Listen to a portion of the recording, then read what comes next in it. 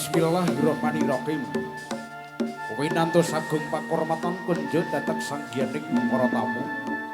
Mugi kalilan Allah muga kanthi assalamualaikum warahmatullahi taala wabarakatuh. Sanggianing para sepuh sarta para pini sepuh para kasepuhan. Ika sampun paring pamawasmi walek daing pitutur ingkang dasinudar sono. Pun kunjuk datang panjenenganipun Barat Barayagong sinaket mliginipun kunjuk datang panjenenganipun Bapa Mujiono saripit Ibu Tarsan Gotra ingkang tansah kinurmatan linanggung sanggianing para tamu kakung semono putri ingkang boten badhe kula sebat tunggal bagus tunggal ingkang dahat kalinggo murda ning akrami. Pamuja puji syukur tan kedat menaturaken dumateng dat samura dat Allah Subhanahu wa taala. Diri sampun kepareng ngambirahaken perangan ingkang nugrahan katenteman kasarasan dhateng panjenengan dalasan kula. Katitik wonten ing pepanggihan dalu menika saged sowan. Saged kempal wonten wisma kang darbe karyung kenya kepareng gelar budaya Jawi. Ing pangangkah pangajap mogya Purwomadya Wasana nggenipun kepareng samya beksa wonten ngaso panjenengan sami. Tansah nirbaya nirwikara slamet tanpa ribet sugeng tanpa pambeng tansah kesembadan pikantuk pangayoman saking Allah Subhanahu wa taala. Para dene wonten ing kalodhan muga kepareng sedaya paraga badhe sowan wonten ngarsa panjenengan sami ingkang angka sepisan nggih tari kelana muda beksan topeng ireng. Para dene ingkang angka kalih nggih samangke Cipta langen budaya kepareng nedya sowan wonten ngarsa panjenengan sami kuda kempang kanthi garap idakep temanggung. Para dene ingkang urut angka 3 nggih peranganing warok nedya kepareng badhe sowan wonten ngarsa panjenengan sami kinarya asung panglipur dhateng sanggianing para tamu ingkang kapandigani dening panjenenganipun Warok Suragenta. Saking pertama kang kesemana putri para pepunden para pandhemen budaya ingkang sambambek luhuring budi dharma tulus. Peranganing sedaya seni ingkang kepareng samangke badhe caos panglipur nedya caos pandonga dhateng Fatir Maulana Yusuf inggih kepareng ing samangke badhe ngancik wonten ing alam remaja. Pangajap pangangkah mugi dados putra ingkang migunani tumrap bangsa lan agami. Para dene kepareng kula sowan wonten ngarsa panjenengan sami sesarengan kalian AR Audio Sound System Profesional ingkang sampun kondang kalongku wonten ing lalasan Temanggung. Saking pertama kang semono putri wage kepareng wonten ngarsa panjenengan sami paraga-paraga ingkang badhe sowan sesarengan kalian pedagang-pedagang kaki lima. Ya, kebab rezeki lancar juga Rino Burger, juga ada bakso Blangkon, ada cimbol. Barangkali Bapak Ibu nanti berkenan untuk menikmati silahkan saja hubungi kami. Ya, saya tidak akan pungut biaya sedikit pun. Ya, monggo sekali lagi wonten ngarsa panjenengan sami mugi karnaning penggalih pinarakan dimardika ing penggalih nyaring wonten ing swasana ingkang kebak dening kabingan kebak dening berkah barokah sedya sowan wonten ngarsa panjenengan sami tari kelana muda.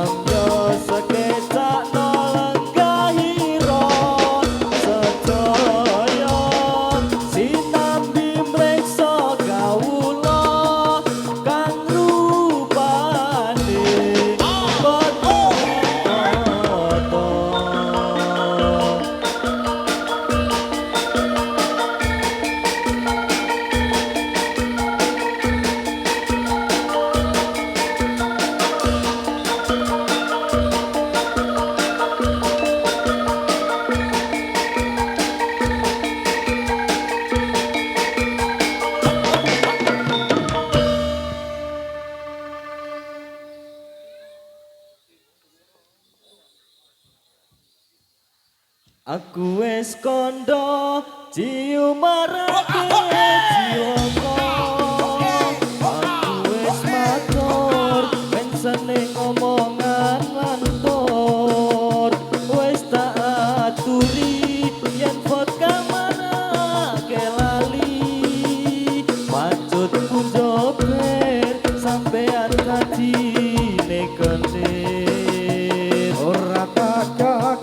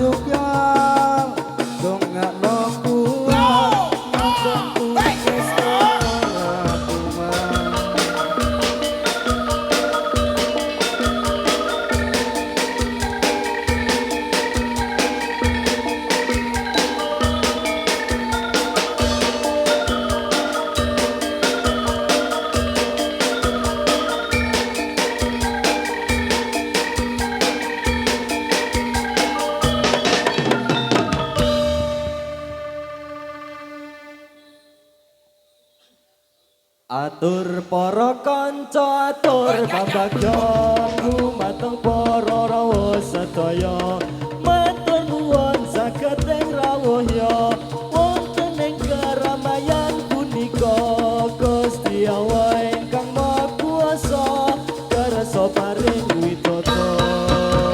atur para putra atur pambagya nyuwun ing Bapak Ibu sedaya bondo bahu pikiran lan tenaga sarta bantu kawan jiwa raga Gusti Allah ingkang Maha Kuwasa kersa paring widodara. Kita sesuwun dumateng pangeran saged nindakake kewajiban derek dawuhe Gusti Pangeran ingkang kasebat ing dalem Al-Qur'an Nabi Muhammad ingkang tatos utusan kautus dening Pangeran.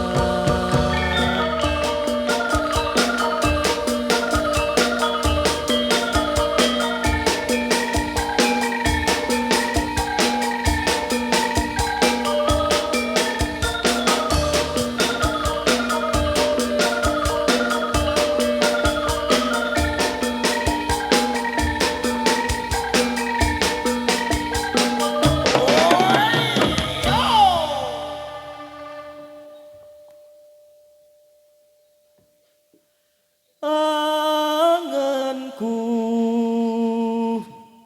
ngembara ana bosmeka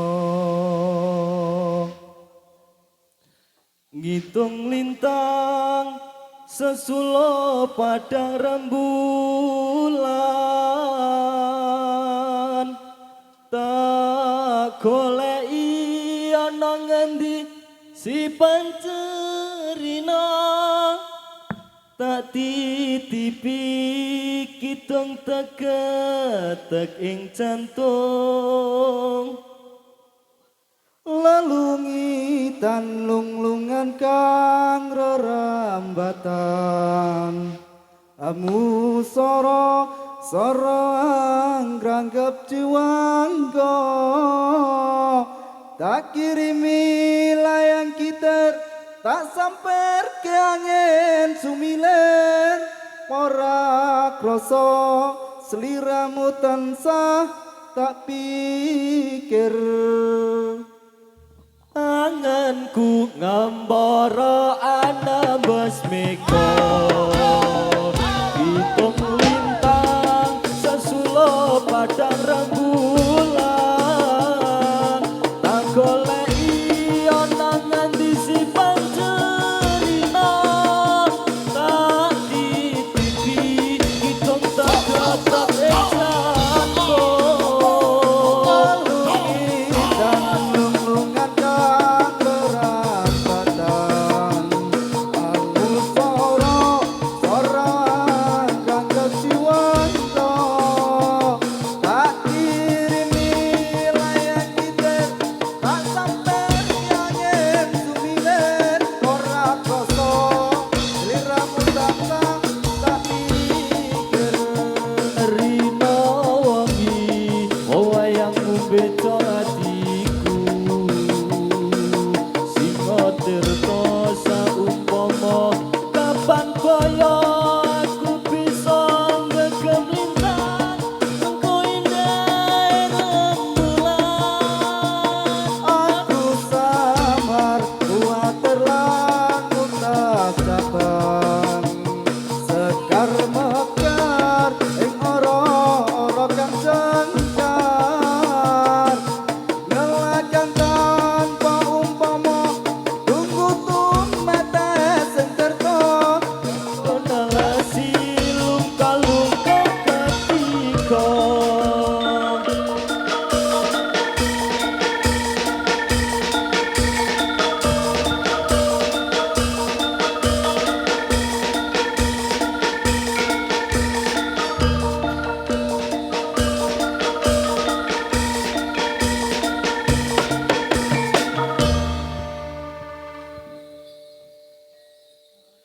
pemuda dusun kramat sing rupane ala aja ngelo-elo awit kang bangsa perayaan ini yang indah sekali untuk memperingati hari besar ini bila kula niki saged dugi mriki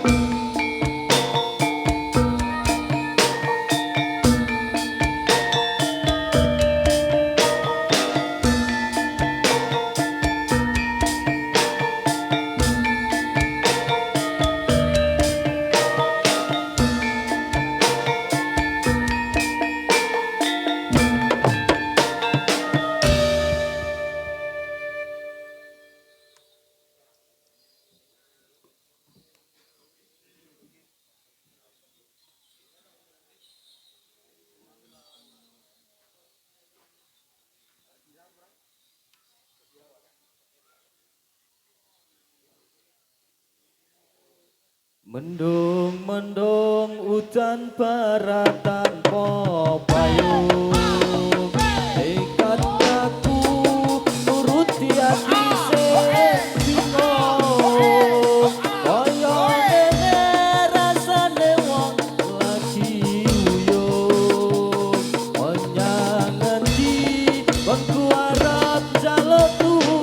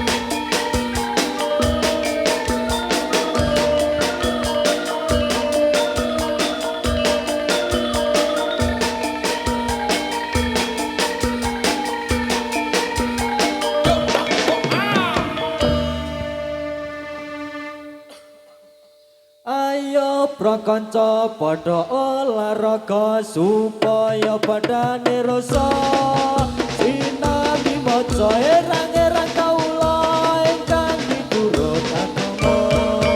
Ayo proses dulur Islam sedaya bebarengan rumatono maring miyose junjungan Nabi kita Nabi Muhammad kan mulya. Ayo kaum muslimin muslimat serta pemuda pantayan padha diato anggone menghormat maring erot Nabi Muhammad. Namun wong urip lagi lamun hormat besok yen ana akhirat bakal keparingan siksa lan lanat geni neraka kang bulat. Namun kang padha gelem menghormati maring erote Kanjeng Nabi. Desa yen kita dumeka ing pati diganjar suwarga kang edi. Lafal inna dina inda wahil Islam iku dawuhe pangeran. Agama mungguhe Gusti Allah Islam iku den lakoni tenan.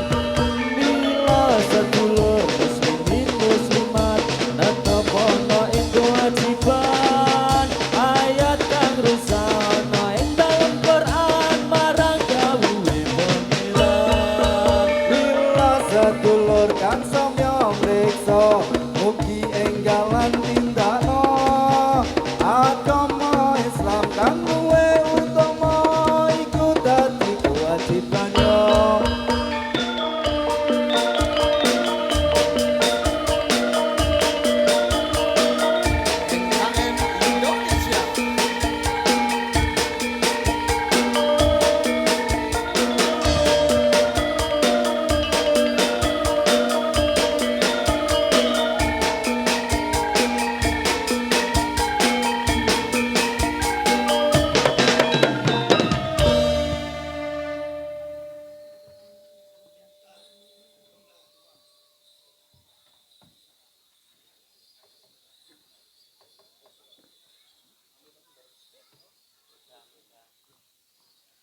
Sinawang ing netra mencorong nircahya maruta hangripe